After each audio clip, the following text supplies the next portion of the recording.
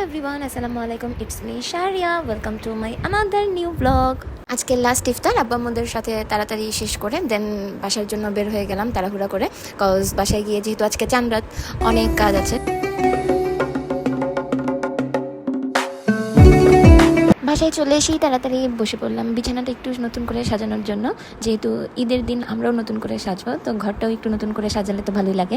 দুইটা বেডরুমের জন্য এবার দুইটা বিছানার চাদর নিয়েছিলাম, তো তাড়াতাড়ি বিছানাটা একটু গুছিয়ে নিই।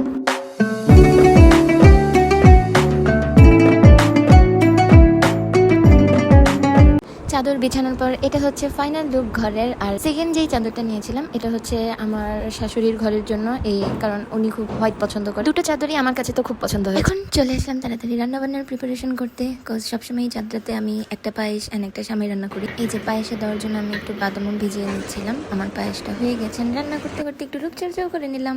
আর নর্মালি যেটা সাধারণত লাচ্ছি সামাই আম্মুরা রান্না করতো, ওটা আমার কেন জানি খুব একটা বেশি ভালো লাগে না, তাই আমি লাচ্ছি সামাইটা এভাবে করে থাকি, মানে নবী লাচ্ছি সামাই যেটা, সেটা আমি সবসময় করে থাকি। আর অলমোস্ট ডাউন রান্নাবান্না করা, দেন এখন হচ্ছে একটু ফ্রেশ হয়ে তাড়াতাড়ি মেহেদি দেওয়ার জন্য বসে পড়বো আমার ননদের কাছে।